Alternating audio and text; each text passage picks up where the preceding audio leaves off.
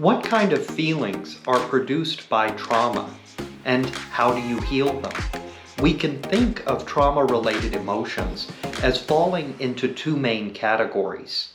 First, you're probably aware that trauma produces a range of painful inner feelings, such as fear, grief and sadness, and emotional pain. But second, trauma also produces feelings toward the perpetrator, including anger and rage.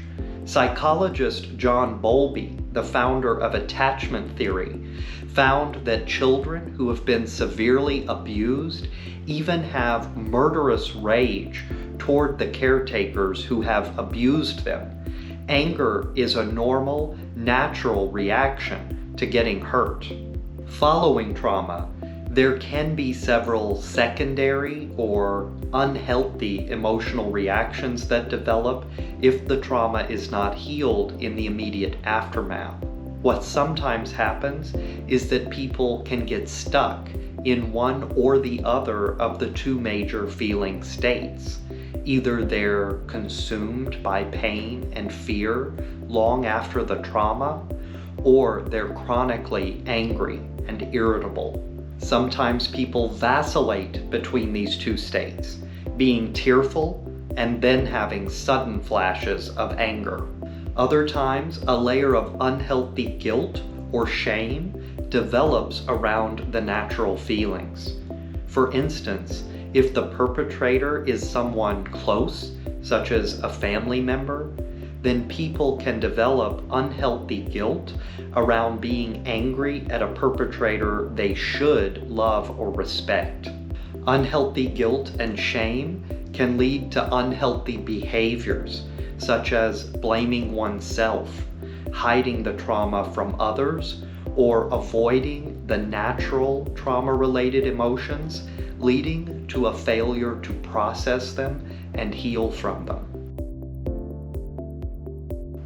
To heal trauma-related emotions, there are three basic steps. The first and most important step is overcoming avoidance. No matter how painful the trauma and how painful the trauma-related grief and anger, it is necessary to face these feelings in order to heal them. Much like a surgeon who has to cut open a physical wound to heal it, the emotional wounds of trauma must first be opened up to be healed. Overcoming avoidance also includes overcoming unhealthy secondary emotional reactions, such as unhealthy guilt, shame, and self-blame. The second step is to face and process all the anger and rage associated with the trauma. This can be done by allowing oneself to face the perpetrator in the imagination from a position of strength. Really get a picture of them in the mind, and then imagine releasing all of the anger and rage back onto them in words and actions until satisfied that all the rage is out of you. Then release the perpetrator from the mind. Say goodbye.